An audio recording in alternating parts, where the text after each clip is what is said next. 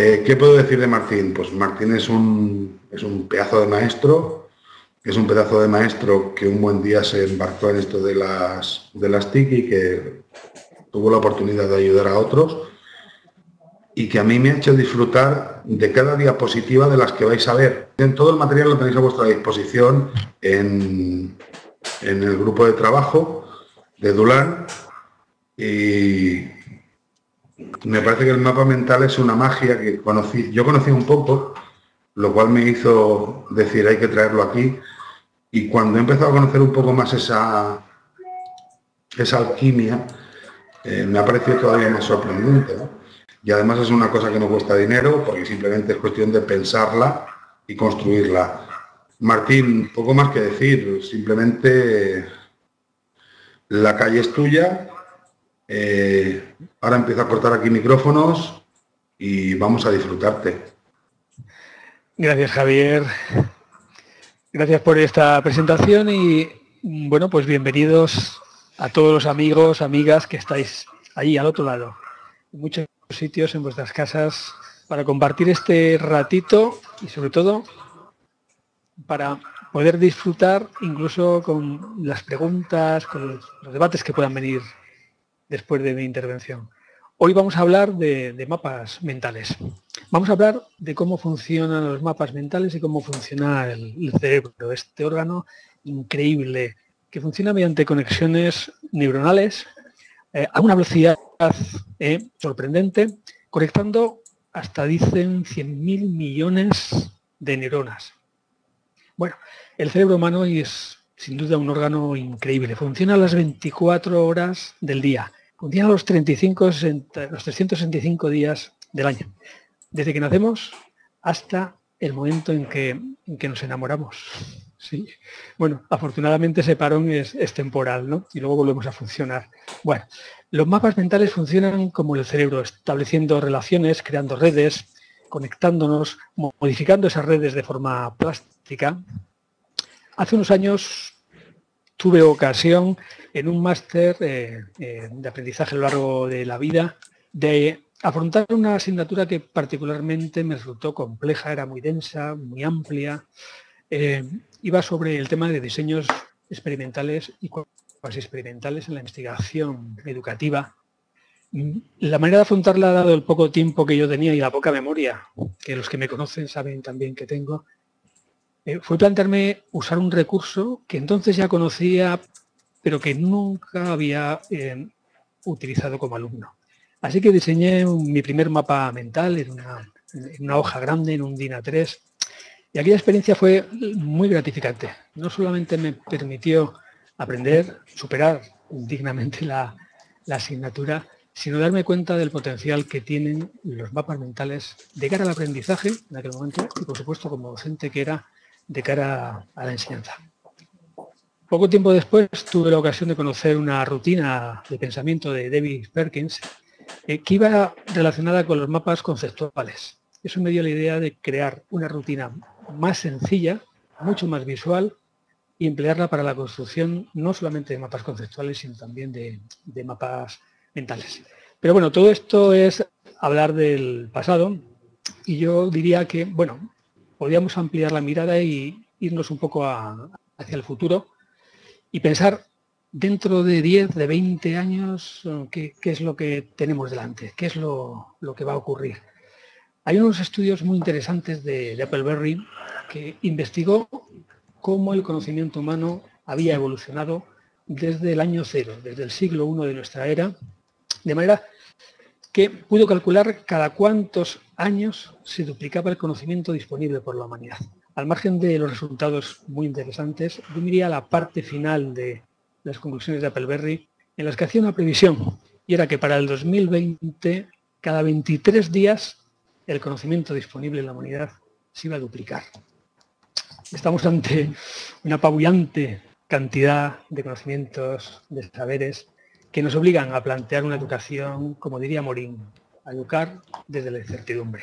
Bueno, no sabemos lo que nos va a deparar, obviamente, el futuro, no sabemos qué aprendizajes, qué saberes, qué profesiones vamos a encontrarnos de aquí a 20 años, pero lo que sí sabemos es que nuestros alumnos van a tener que saber cooperar, comunicar en muy diferentes formatos y sobre todo pensar con destreza. Así que ya no es tan relevante al final plantearnos el tema de los contenidos, hasta qué punto es importante los géneros literarios, los ecosistemas, la geometría, sino hasta qué punto nuestro alumnado puede aprender a cooperar, puede aprender a comunicar y a pensar a partir precisamente de los géneros literarios, de los ecosistemas, de la geometría, etcétera, etcétera. Ese es fundamentalmente el reto.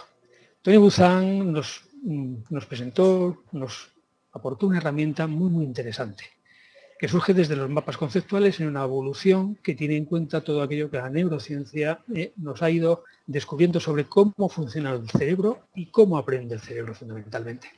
Es una herramienta didáctica precisamente pensada para pensar, cooperar y comunicar a partir de los contenidos, a partir de los currículums, y eso es lo que realmente también le aporta valor. Es decir, estamos ante una herramienta que nos permite pensar, aprender a pensar, a cooperar, a comunicar y que permite hacerlo porque organiza las ideas y estructura el pensamiento, porque visibiliza no solamente el pensamiento, sino además el aprendizaje, al plasmarlo de forma gráfica y poder comparar el alumno qué es aquello que sabía al principio, en ese primer esbozo del mapa mental, y qué es lo que al final del tema de la unidad ha conseguido plasmar en ese mapa ya mucho más rico, más complejo, con todas las aportaciones y aprendizajes que se han ido creando. Permite construir el propio conocimiento, permite por tanto apropiarse del tema y hacerlo nuestro. Y eso es lo que aporta un gran valor y consolida aprendizajes. ¿Que es más lento que una clase magistral? Obviamente que sí, pero que nos lleva a aprendizajes más profundos también. Conecta el cerebro izquierdo y el cerebro derecho. Y eso también es una opción muy interesante, porque cuando lo que está haciendo es manejar los procesos cognitivos propios del hemisferio izquierdo en cuanto a la lógica, el razonamiento, la ciencia, con aquellos elementos propios del cerebro derecho vinculados a las emociones, la creatividad, a la imaginación, de manera que derecho e izquierdo trabajan en equipo y sacamos el mayor rendimiento posible a nuestra forma de pensar y a nuestros aprendizajes. Aquí tenemos un ejemplo de mapa conceptual, de un buen mapa conceptual, a lo que estamos muy habituados, nos encontramos en los libros de texto. Este mapa conceptual de ecosistemas incluso aporta algo que no suele verse en los mapas conceptuales, que es el color. A partir de diferentes categorías, los colores han permitido diferenciar determinados conceptos de este mapa conceptual. Tiene la forma de árbol, una forma muy clásica, en este caso invertida. Tendríamos el centro de los ecosistemas como raíz de la que se genera un tronco, le damos la vuelta y surgirían las ramas que se van cada vez haciendo más pequeñas y multiplicándose, alejándonos de esa base, de ese tronco, de esa raíz. Bueno, el mapa mental, esta propuesta de Tony Buzan, es una evolución que nos conduce de esto, que es una forma ya clásica, hacia un planteamiento que entiende que el color, la imagen, los símbolos, las curvas, no el blanco y negro, es precisamente lo que le gusta al cerebro y es como a nuestro alumnado al final le gusta aprender. Este es un ejemplo de mapa mental, en el cual vemos ya unas cuantas diferencias, no solo en cuanto a la organización, desde el centro y expansiva, radial, de los diferentes conceptos, sino al uso fundamentalmente del color, de la línea curva y de la simbología de las imágenes en todo ese mapa conceptual. Luego veremos, desde luego, más ejemplos. Comentaba la rutina de Perkins, esa rutina en la cual proponíamos sobre todo cómo el alumno puede aprender a hacer sus propios mapas mentales y además recordarlo de forma sencilla. Así que la rutina que voy a presentar es esta, se llama BOA, de manera que las 3 letras de la palabra y de la rutina es un acróstico finalmente que nos hablan de los 3 procesos cognitivos que necesita poner en juego el alumno para poder crear su propio mapa mental. No es una culebrilla, se trata de una boa, una serpiente potente, porque como los mapas mentales, lo que estamos afrontando es una herramienta potente de aprendizaje, finalmente. Bien, el por qué el BOA tiene además esta flecha en la O, este símbolo. Yo pregunto a los chicos, ¿es una boa chico o una boa chica? Bueno, Esta flecha nos indica que es una boa chico y esto tiene un sentido como luego descubriréis. Finalmente, la rutina boa lo que busca es enseñar a pensar con destreza, activar los conocimientos previos que el alumno puede tener sobre el tema, a generar nuevas ideas, a buscarlas y, a partir de ahí, organizarla para construir nuestro propio mapa mental del tema que estamos trabajando.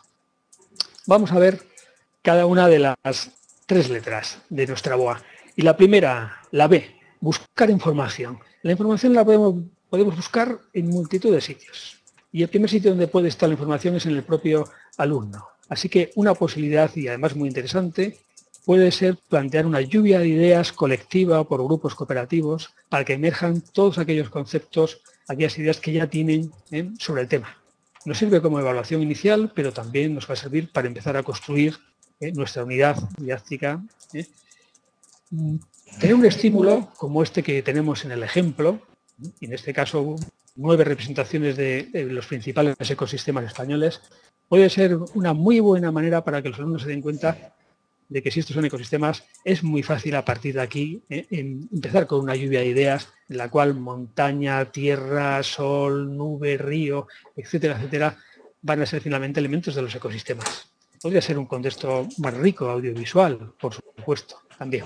En cualquier caso, la búsqueda de información puede ser en muchas fuentes, en el libro, en internet, multitud de sitios.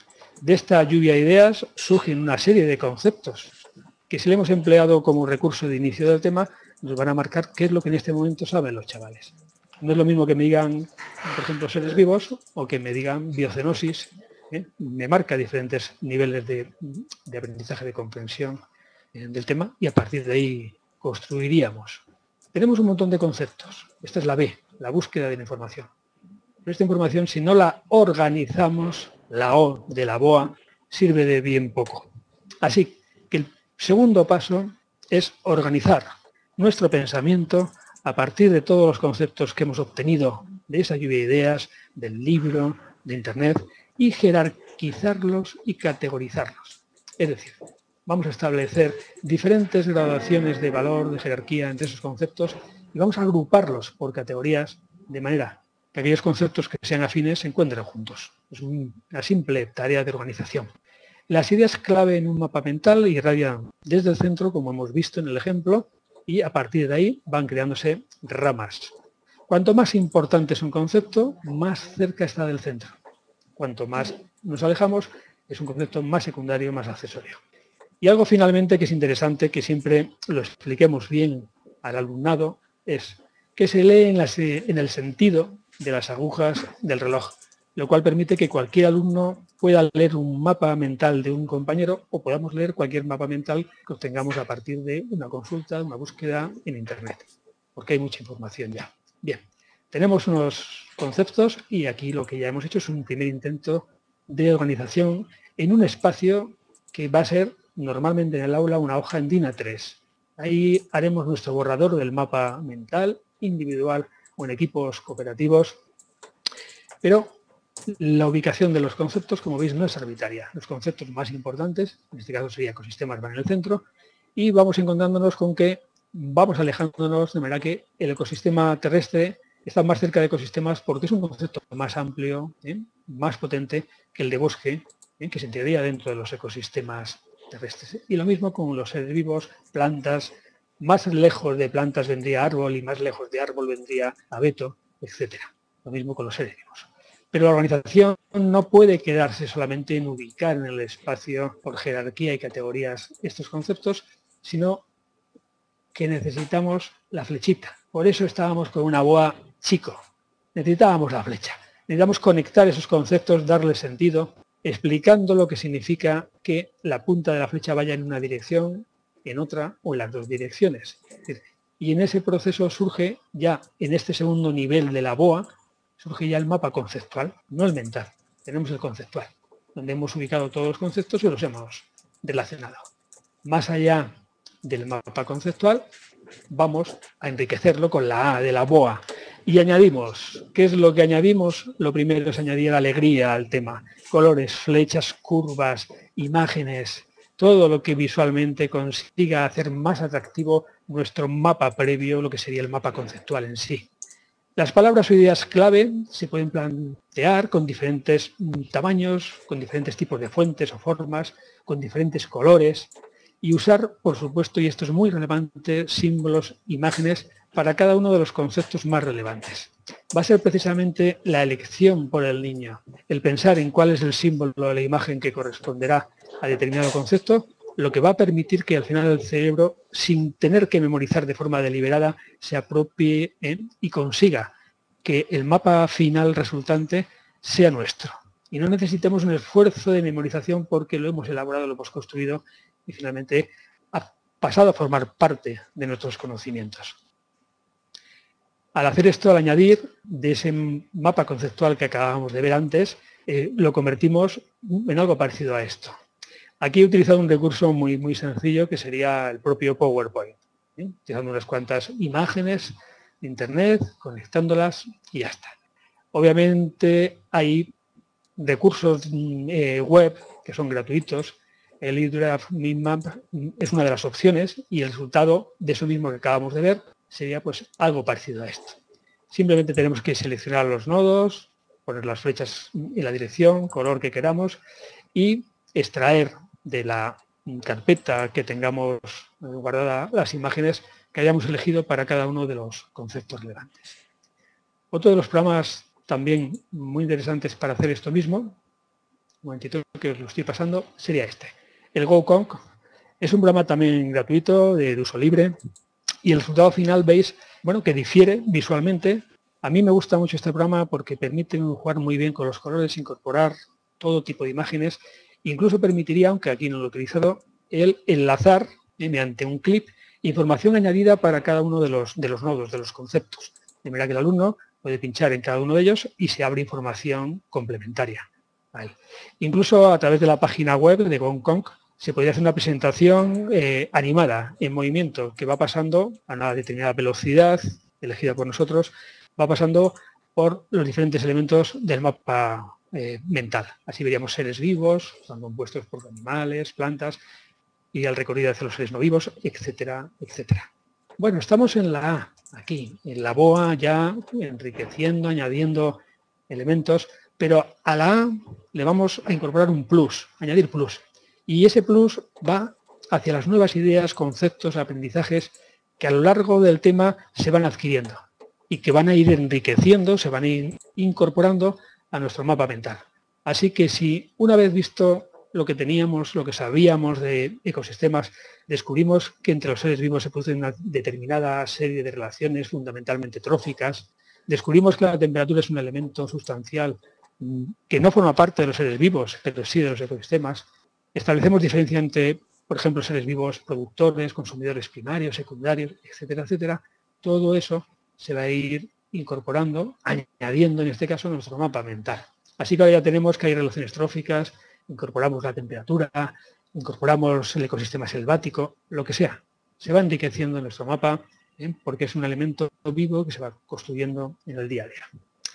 Como herramienta de aprendizaje ya veis que el potencial es tremendo, pero como herramienta de evaluación también es muy interesante, porque si lo utilizamos al principio para realizar esa evaluación inicial del tema, para detectar los conocimientos previos, si luego hacemos una evaluación procesual, formativa, se va enriqueciendo y finalmente lo que hacemos es comparar cómo ha quedado nuestro mapa mental con lo que teníamos al principio, cómo es lo que tenemos ahora en la pared, en ese gran mapa que hemos hecho entre todos, o en ese mapa que hemos hecho en equipo, lo comparamos con el primer borrador o con la fotografía que hicimos en el primer esbozo o mapa mental, descubrimos algo muy interesante y es que nuestro aprendizaje se ha enriquecido.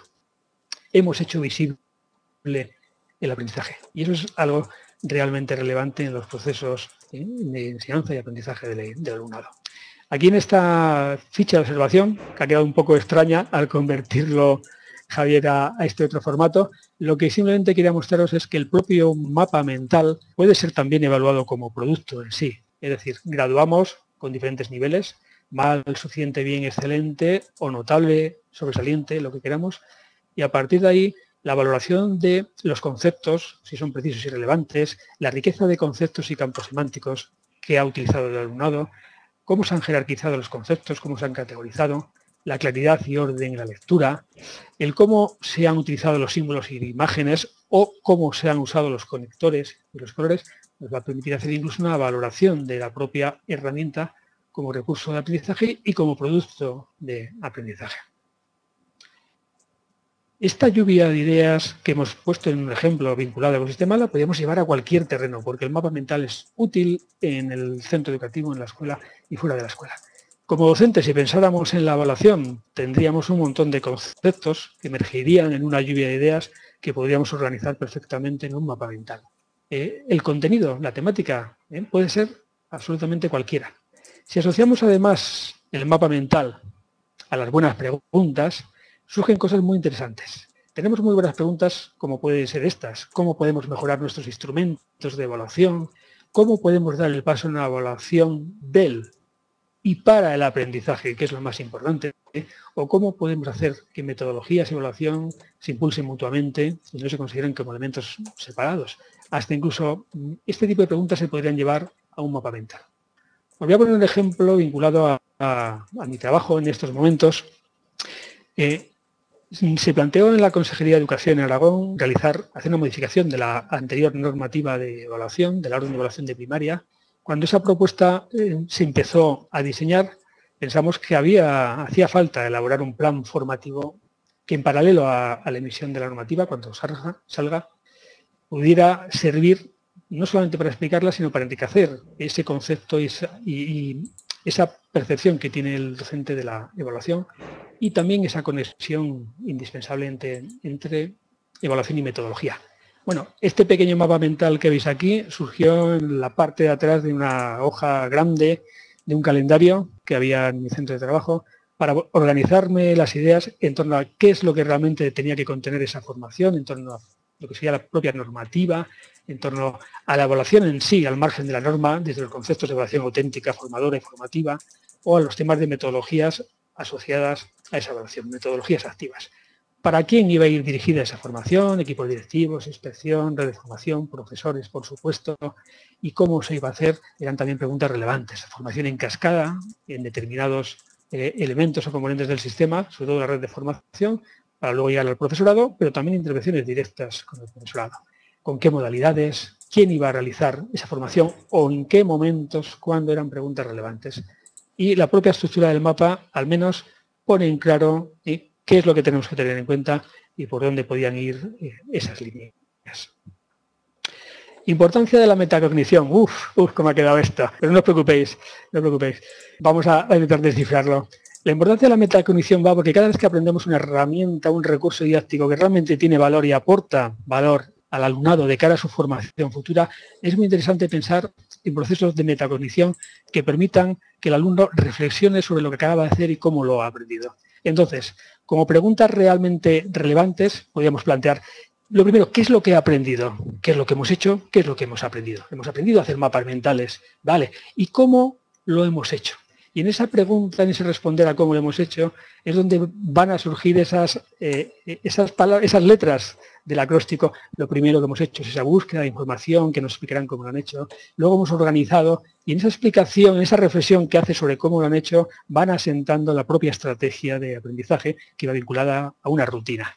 El pensar luego qué dificultades tuvieron cuando afrontaron el aprendizaje de este recurso, cómo lo solucionaron y finalmente la última de las preguntas que se vincula a qué percepción tiene, en qué momentos creen que esto que acaban de aprender les puede ser útil en otros momentos, en otras materias, en su vida personal, esa transferencia, esa posibilidad de transferencia de lo que han aprendido en su vida, es muy importante llevarla como reflexión final a la metacognición.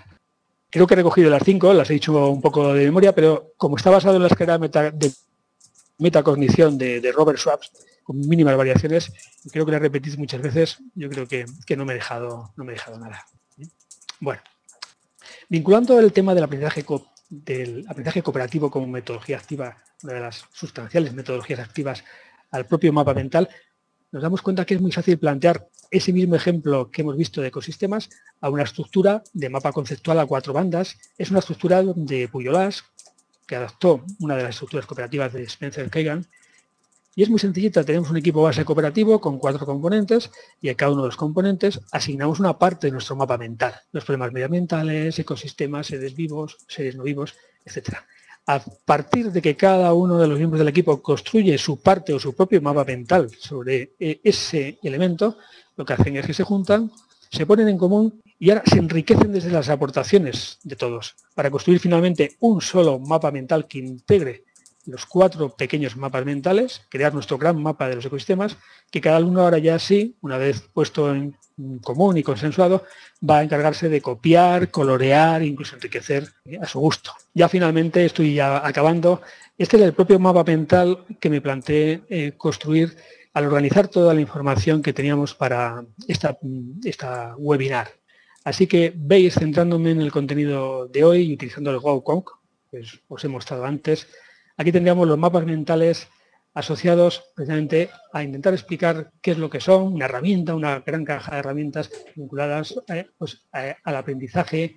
Bueno, veis que al final, también como herramientas de evaluación, al final lo que hacemos es un repaso por todos los conceptos relevantes que hemos estado viendo. Mi última diapositiva me he permitido recurrir a una viñeta de alguien a quien admire, me parece Fratto, el genial Fratto, Francesco Tonucci, en esa visión que tiene siempre tan sagaz, ¿verdad?, y acertada de cómo piensan los niños con imágenes, como los adultos, y cómo a veces queremos nosotros que realmente el niño piense. Pues son 2 planteamientos en realidad bastante diferenciados y que habría que plantearnos a veces. Yo os invitaría a probar, si no lo habéis hecho ya, el tema, el poder, el potencial, sobre todo de los mapas mentales. Porque es la forma que le gusta al cerebro, porque es la forma que puede permitir que nuestro alumnado acceda al conocimiento de una forma más sólida, más profunda y además más motivadora. Muchísimas gracias por vuestra atención y ahora dejo el paso a Javier y me pongo a vuestra disposición para lo que haga falta. Un abrazo.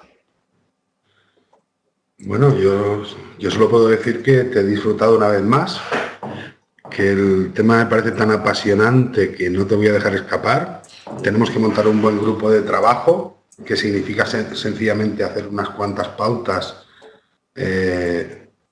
para que la gente practiquemos y seamos capaces de llegar hasta ahí. Y ahora lo que os invito es a que critiquéis si sois capaces a Martín o a sus propuestas a través de chat. Vosotros lo ponéis por escrito, yo os hago de voz. Ya sé que mi voz no es la de Pavarotti, pero es una forma de poner orden en esta olla de grillos que es una sala de chat, ¿vale? Entonces, yo intentaré transferir las preguntas que podéis hacer. Así que me paso al canal de texto, digamos, y a ver qué estáis diciendo. Bien, Leticia te dice, lo dice en privado, no sé si te lo dice a ti o a mí, porque si lo veo yo es que dice, fantástico Martín. Pilar nos dice, ha conseguido entrar a última hora, está encantada. Muy claro, nos dice Julián. Pilar nos pregunta si BOA es un programa. Yo me atrevería a contestar diciendo que no, que es una pauta, no. Pero tenemos aquí al experto. Así que, ¿qué es BOA? No es el BOA es una simple... ¿Me oyes? Sí. Vale. BOA es una simple rutina de pensamiento, es decir, es un recurso didáctico. Es simplemente una forma de organizar a nivel cognitivo los pasos que el alumno tiene que aprender para generar un aprendizaje determinado, y en este caso que es el mapa mental. Entonces, la BOA no hace falta nada, es simplemente presentar. Yo presento al alumno, presento al docente cuando hay que explicarlo, la imagen de la BOA siempre gráfica para que a partir de ella haya asociaciones mentales y recuerde que tenía una BOA, una B, buscar información, una O, que había que organizar esa información, ya veremos luego cómo, ¿verdad? Y finalmente había que añadirle riqueza en cuanto a alegría, colores, curvas y por supuesto todo lo nuevo que aprendiéramos. Entonces, una vez que eso se repite varias veces en determinados contextos, diferentes asignaturas con los chicos, al final lo bonito de cualquier rutina de pensamiento es que el alumno la automatiza y luego la puede aplicar ya donde quiere, en cualquier materia, cuando se va al instituto, a la universidad, como me pasó a mí en la universidad que lo empleé por primera vez, o incluso en su vida personal o en el trabajo que al final desarrolle en su vida. Así que no es ningún problema. Tenemos un par de cosas me atrevería a decir tres, muy, muy interesantes. Una es Julián, que por lo visto me la manda en privado, se pueden compartir, ¿eh? Los textos, yo los veo evidentemente. Julián nos dice aquello de, es una rutina de pensamiento, ¿vale? Dice, tenemos más rutinas ahí. Es decir, Julián prefiere mecanizarse un poco y tenerlo claro. Esa es la primera. Vale, muy bien. Vale, tenemos muchas rutinas de pensamiento. David Perkins es el grande experto en el tema y hay varias decenas de rutinas de pensamiento con finalidades siempre muy, muy específicas. Hay rutinas que nos permiten identificar, por ejemplo, dentro de un discurso, de un texto, qué elementos son creíbles, son realmente objetivos o cuáles son simplemente opiniones, es decir, la velocidad en definitiva de la información. Hay rutinas para mejorar la capacidad de observación del alumnado, hay muchísimas rutinas. Siempre son propuestas vinculadas a procesos cognitivos sencillas, no tienen que ser muy costosas para aprenderlas. La base de una rutina es que sea fácil de aprender y que sea muy polivalente. Si solamente me vale para mi área y para un determinado nivel de alumnos, no funciona. Una rutina tiene que servir para muchos alumnos, para cualquier alumno, para cualquier materia, incluso casi para cualquier edad, a partir de cierta edad, para cualquiera. Si indagáis con David Perkins, hay muchas, sí. Yo me comprometo a perseguir esas rutinas y a intentar convertirlas en recursos de Eduland y a agruparlos en un grupo de trabajo, por aquello de ponernos lo fácil. Y tenemos a Josefa desde Holanda, pasando frío, esperemos que no hay inundaciones, estamos bajo el nivel del mar, que nos dice, llevo practicando con mapas mentales desde hace un tiempo y siempre encuentro en cada grupo un par de alumnos que son muy reticentes a hacerlos. Sospecho que este es el tipo de cosas que a los maestros no nos acaban de caber en la cabeza, ¿no? Dice, ¿por qué son reticentes a hacer un mapa mental, no? Yo, su pregunta es más sencilla, ¿tengo que presionarlos para que los hagan? Bueno, vamos a encontrar siempre alumnos en cualquier contexto de aprendizaje, incluso en las clases ordinarias más expositivas, que nos pueden siempre manifestar cierto rechazo. Sobre todo cuando iniciamos cualquier propuesta nueva, hay determinado alumnado al que le cuesta incorporarse porque es más exigente a nivel cognitivo. Para ciertos alumnos es mucho más sencillo y cómodo que les digamos, cogeros el tema 15 o el tema 10, que es ecosistemas, lo leéis, lo subrayáis y el viernes tenemos el examen. Memorizamos y punto. Crear un mapa mental implica poner en juego procesos cognitivos y esfuerzo a nivel mental importante. Claro, el resultado final es muy diferente y pasamos de un aprendizaje superficial, de un aprendizaje bulímico en el que nos empapuzamos en la tarde anterior de la información, la vomitamos en el examen y a los 3 días la hemos olvidado, a un aprendizaje profundo mucho más rico, pero que cognitivamente es más exigente. Ese tipo de alumnado que muestra reticencias a salir de su zona de confort, porque son alumnos que suelen tener muy buena memoria y que es su forma de trabajo, yo no digo obligarlos, pero que hay que invitarlos, entendiendo que las propuestas que se realizan en clase no siempre son voluntarias, pues, por supuesto que sí.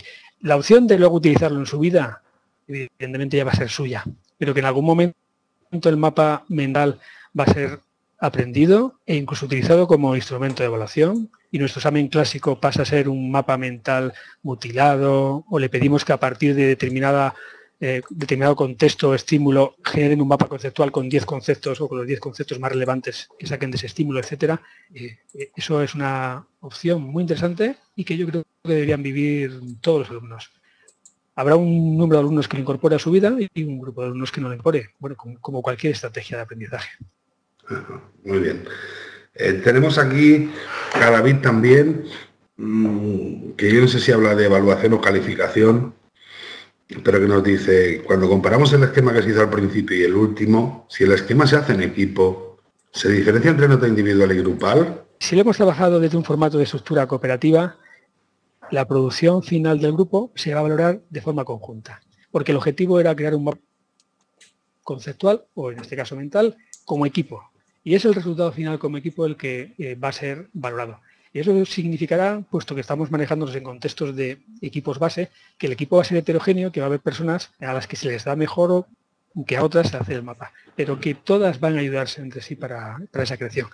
La nota, la calificación aportada por un mapa cooperativo se va a juntar a otras muchas aportaciones, a otras notas, otras calificaciones de trabajos individuales, y al final, obviamente, no es el único instrumento con el que se va a evaluar al alumno. En este tipo de trabajos en los que todos tienen que cooperar para hacer una producción común, hay que sentar muy bien previamente las bases del trabajo cooperativo, la interdependencia grupal, la responsabilidad compartida, etcétera, la necesidad de pedir ayuda y ayudarnos para finalmente generar una nota que en este caso sí sea planteable para todo el grupo. Bien, yo estoy disfruto con la lectura y con la reflexión que hago antes de presentártela, porque empiezo a intuir que nuestro David es un gladiator en ciernes. Si está en un ecosistema aceptable puede llegar muy lejos.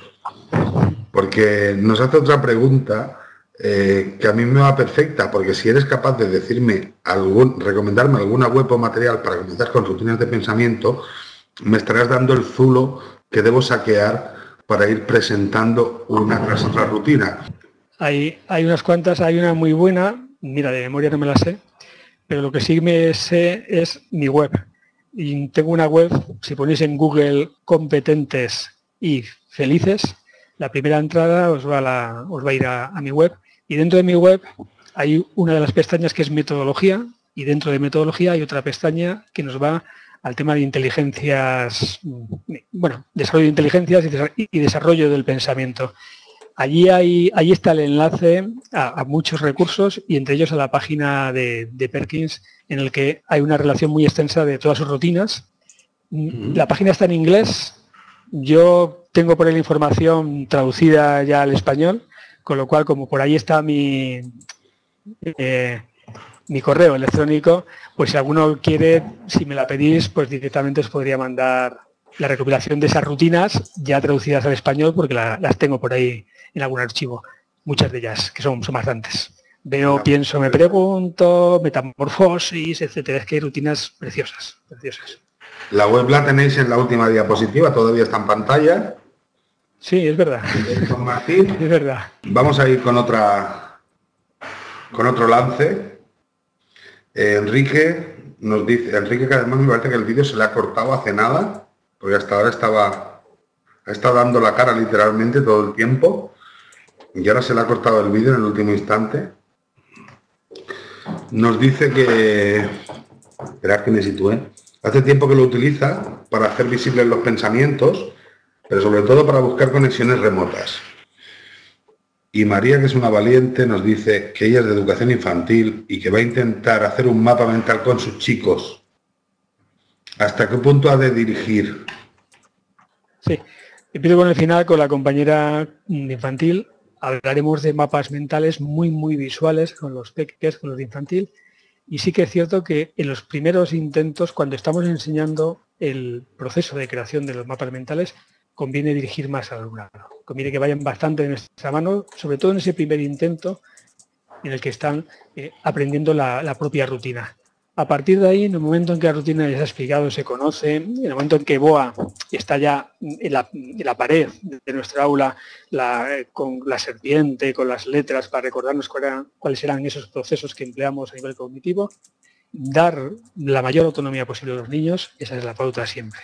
Y da ayuda cuando vemos que es absolutamente necesario. Es decir, cuando el niño no encuentra respuesta ni en él mismo ni en los compañeros de su equipo, de su grupo, si estamos trabajando en equipo. Como última instancia, el docente. En cuanto al tema de las conexiones que podemos establecer entre unos mapas y otros, ese es el enorme potencial que tiene el mapa mental. Imaginaos como docentes que hacemos un mapa mental sobre el tema de metodologías activas. Y empezaríamos a poner en ese mapa un montón de ramas vinculadas a aprendizaje cooperativo, aprendizaje basado en proyectos, desarrollo de pensamiento. Hablaríamos, por ejemplo, de, no sé, comunidades de aprendizaje por otro lado, etcétera, etcétera. Iríamos abriendo un montón de caminos. Dentro de la ruta del desarrollo del pensamiento, nos meteríamos con rutinas de pensamiento, destrezas de pensamiento, mapas mentales. Claro, en cooperativa habríamos abierto infinidad de ramas también, en proyectos infinidad de ramas, en pensamiento experimental, en resolución de problemas, infinidad de ramitas. Pero una de esas ramitas, en desarrollo del pensamiento, sería mapas mentales. Bien, pues esa ramita de mapas mentales que haríamos en ese gran mapa de las metodologías sería esta que yo os he presentado al final de mapas mentales. Es decir, un solo concepto en un mapa conceptual de metodologías conectaría a nivel mental con esto otro. Y ese es el gran potencial. Cuando al alumno le hacemos construir su mapa de ecosistemas y 4 temas después hacemos el tema de los paisajes o el tema de, por ejemplo, los problemas medioambientales, todos los problemas medioambientales que genera un mapa propio conectarían con un solo concepto del mapa de ecosistemas que os he enseñado antes, que era el de la contaminación o los problemas. De manera que un mapa enlaza con otros y construimos unas redes inmensas desde ese enfoque de la plasticidad del cerebro. Eso es lo más bonito del mapa mental, si es verdad. Bien, la penúltima se la dedicó a María, porque la pobre está sufriendo. Ella en infantil está haciendo un proyecto sobre elefantes. Y claro, le preocupa lo de la jerarquización. Dice, ¿cuáles son las categorías principales? ¿Cómo son? ¿Dónde viven? ¿Partes del cuerpo? ¿Hábitats? Pues, ella lo está sufriendo como alguien que empieza un mapa mental, ¿no? Yo me atrevería a decir, después de escuchar a Martín y de leerlo bastante, que lo importante no es qué es lo más importante, sino que cada uno define lo que es más importante. En todo caso, María, fuera miedos, y creo que Martín seguro que te da 2 consejillos buenos. En estos niveles que estamos con los peques es importante valorar cuántas ramas o cuántos niveles de ramaje vamos a emplear en nuestro mapa mental, porque van a ser muy poquitos al principio. Con lo cual, el tema de la jerarquización va a ser muy simple, Y las preguntas relevantes que tú mismo te hacías en torno a esos elefantes, dónde viven, etcétera, son las que van a crear precisamente las diferentes categorías. Luego no te preocupes tanto de esa jerarquía que se puede establecer porque va a haber muy poquitos niveles, a lo sumo 2 o 3. Piensa sobre todo en las buenas preguntas que van a construir el mapa mental.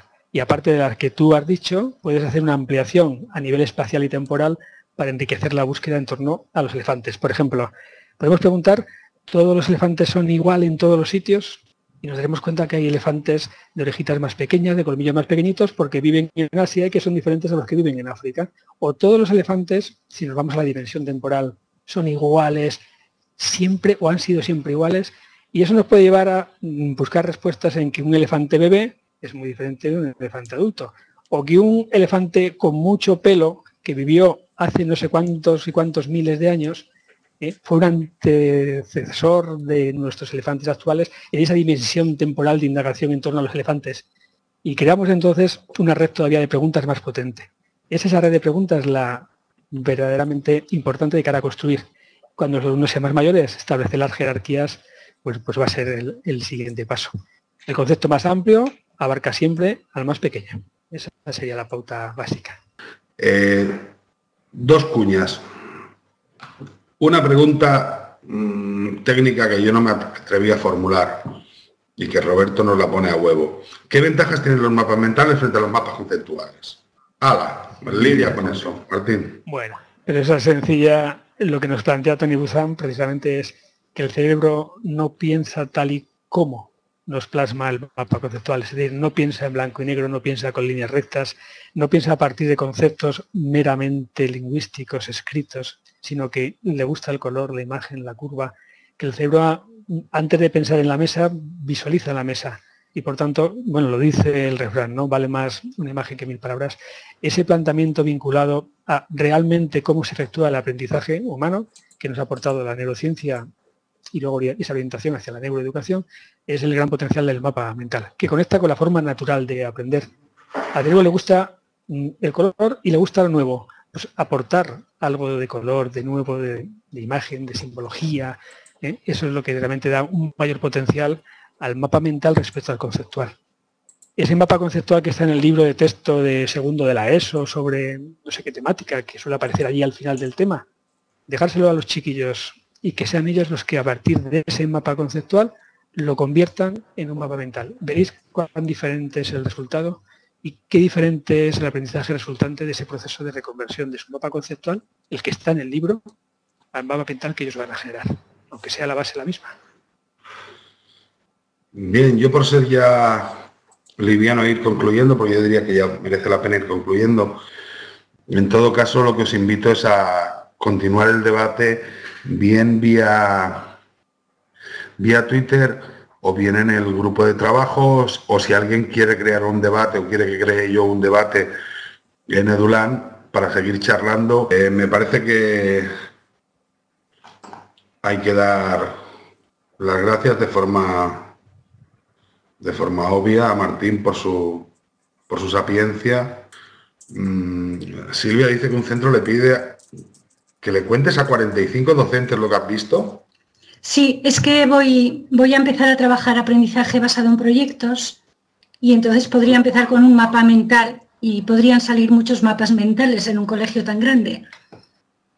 Uy, pues te quiero por ahí respirando por Eduland para perseguirte, ¿eh? No tardarás mucho en darnos un... A ver qué resulta, espera, a ver qué resulta. Bueno, en la aventura está el reto y el crecimiento. Está en marcha, ya. Tengo un entrenador en el equipo de los chavales de rugby que dice que a veces se gana y otras se aprende. O sea que cuando se falla se aprende. Muy bien. Gracias. Venga, vosotros. Bueno, buenas noches. Con vuestro permiso por televisión, ya sabéis, tenéis todo en red y la videoconferencia en muy breve. Un abrazo muy grande a todos. Hasta pronto.